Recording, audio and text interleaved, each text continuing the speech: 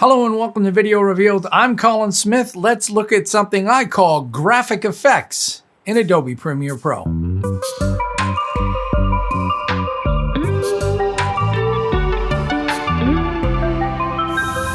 So shout out goes to Demiarachi for a conversation we had where he had some comments about my Bollywood episode where I showed how to do Bollywood effects, and I'll have a link to that. And what he was asking about was there any way to put an effect inside a graphic shape? And I thought, no, you can't. But what you can do is you can use a shape as an adjustment layer. So that got me rethinking the whole thing. So let's have a look at using graphic shapes as adjustment layers with effects and animating them. You can create some pretty simple stuff, some tasteful stuff, and also some really crazy stuff. Let's have a look. So I'm in my graphics workspace. Just makes it easier to work with the graphics over on the right. And I will grab a rectangle and just draw a rectangle. Now that's my previous effect there, so forget that. So I just have a shape. Doesn't matter that the color is green. It's just a shape. It's over top of the graphic that I've got, over top of the clip in the timeline. And when I play, you can't see anything, obviously, because the graphic is hiding the shape. So I'll go back and grab my move tool, right click on that shape, and turn it to an adjustment layer. So nothing happens because I don't have an effect on the graphic yet, or the adjustment layer as it is. So once I add an adjustment, an effect to it, it will become apparent what goes on. So in my effects, I'm going to search for transform. No, I'm going to search for basic 3D. And when you have something selected, all you have to do is double click on it to add it to the effects panel. So now I'm going to swivel this, and if you haven't seen the basic 3D effect, it does just that. It swivels around. So this effect is now swiveled 180 degrees. So she's now going one way and the water is going another way. I mean, it has an interesting effect. It's an interesting look. Maybe I would make it a little bit higher. So I'll grab the shape and take it up. Remember, this effect is wherever this shape is. So wherever this graphic shape is where that effect will occur. And it can be anything in here. So I don't have to do 180 degrees that way. I can tilt it like that and it flips over that way. Or you can leave it, or you can animate it, whatever you want. So that's the basic understanding, is that a shape now contains the effect because you've right-clicked on it and made it an adjustment layer. Not everything works as an adjustment layer with a shape. Some things that require alpha channels and transparency, they just don't work. So if you're changing your effect and it's not working, it won't work. So let's move on. Okay, I've got this woman with her flower fern hat here. So let's grab an ellipse and draw that ellipse here. So I'm not trying to be perfect with these effects. I'm not trying to do something that you would do at Industrial Light and Magic. These are just some tricky, tripped out effects where you know something is different. I'm not trying to create something where you've created the effects so beautiful with rotoscoping and all that, you can tell these effects. So let's drag that out to the extent that that is. And this time I'm going to look for transform. And here it is in the distort category. I don't know why this is after the latest install. There's two of them. I don't know. So I'll double click, right click, make that an adjustment layer. Now let's rotate this around. So I'm going to rotate her head right around. Now I would have to track this to make it totally accurate, but I'll move this up here. So now she's got her face upside down, and I could even animate this. So let me go back to 0 position. See, she's moving around, and I could stabilize that shot. So let's say right around here, I add a rotation keyframe of 0, and then very quickly, I rotate all the way back around. So minus 360. So now she looks up, and then her face goes whoop in there. Okay. All right, let's get rid of that. Get rid of the keyframes totally. And we'll rotate that 180, but we'll take the shape and squish that shape. Now, if you are animating, you're going to have to take this into account. I'll put a link to my tutorial on working with the anchor point, because right now, if I'm going to rotate, it's going to rotate around that anchor point. So I want the anchor point to be in the middle. Here's a little tip. Hold the control key on Windows, command key on Mac, and you can snap it to the center, as long as you haven't transformed that. Okay, so I've got this in the middle of her eyes.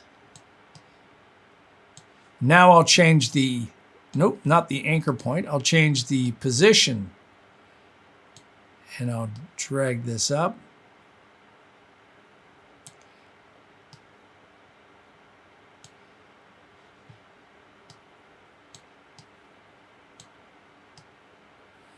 Leave her eyebrows in. So now we've got this kind of a look. And right now there are hard edges. And if we look at the shape, there is no feathering in here, but what you can do is turn the shadow on. Make sure the shadow is at 100%. Make sure that there's no offset, because this will change the position. You just want to soften it this way. So the bottom one and this one expands it. Maybe that's too much. And now we've got this effect going on. If I hit play, I would have to track that a little bit, but that does look kind of crazy with her eyes looking that way. Way back in the 70s, no, it must have been the early 80s, there was a magazine called Omni Magazine. I don't know if it's still a magazine. It was a science magazine. They did a test on this exact effect where they had a whole bunch of faces, and this is back before you could use Photoshop, and they cut out the eyes and they flipped them around, and they turned the whole photograph upside down so the eyes were correct and the whole face was upside down. When you look at a face with flipped eyes upside down, they look completely natural. Ooh, it's really crazy. But when you flip it up normally, they look pretty crazy. Okay, so let's go to the next one here and see what I've got. Watch this one. I'll show it to you, then I'll break it down. Nice piece of steak there. He looks at it and whoop. Let's go back to that. Whoop. So very slowly, what's going on is there is a shape. This was a hand-drawn shape by me, a vector shape. And his face seems to be larger in there. So let's click on this. It's an adjustment layer. It has transform and it has tint on it. So when I turn both of those off, obviously you can't see anything. When I turn tint on, you can see the tint of the shape, which itself is an interesting effect.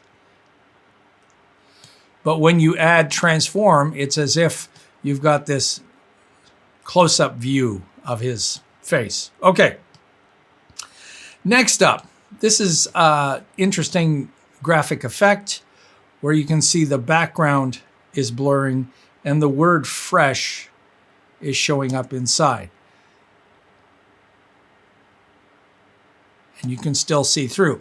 So let's break this one down. This one is a little bit harder because there's a Gaussian blur and a shape, and this shape is the full size of the frame, and there's our tint, and there's fresh as text. So if we follow the text all the way to the bottom, you can see it's set as a mask and it's inverted. So let's turn everything back on and turn invert off. When we've got invert turned off and mask with text, the text is masking out the shape. This is a really cool effect on its own where it's blurred inside the text. But if you invert the text, now it goes inside that area. Okay, let's look at this next one, which I used as more of a transition. So I've got that clip, and I'm going to have a transition between the two. And watch what happens. This is not just your average directional blur. The blur is actually occurring on these shapes. And then when they're fully blurred, we flip to the next clip and you can see the shapes will disappear. And I could do the same shadowed smooth edge thing going on. So what we've got here is an animation of a directional blur with a bunch of shapes. So each one of these shapes, if I turn off the directional blur and we look at these shapes, let me turn off the adjustment layer. They're just a bunch of shapes going from 0 scale to 100% scale. And when they fill the screen, that's when I've got the directional blur at its highest value.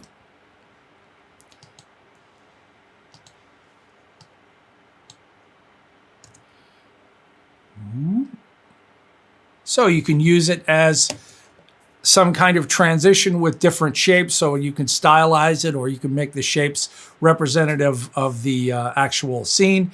And then at the end, I got a little bit crazy. I thought, all right, well, what if the words followed her around when she puts her glasses on? And you can see that that has an effect. That's an inverted effect.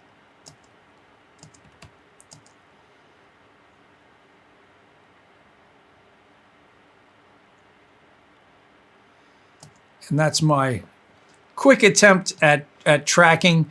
There is no automatic tracking that would do anything like that in Premiere Pro. That's just me adding the text, adding a keyframe for position and rotation, moving ahead, changing it, moving ahead. And I'm using the text position and rotation because this is a text object and you could change the font on this. The font can be anything. And it would do the same animation. I just picked something with very round, elliptic, round, very circular letters. But really, it could be any font that you want.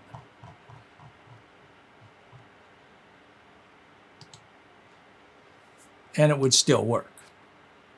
And the effect I have on there is just a simple invert. It could be anything, but it's just inverting that. So, Demi, you're right. As I mentioned when I sent you the response back, that actually you can do these kinds of things with adjustment layers and effects.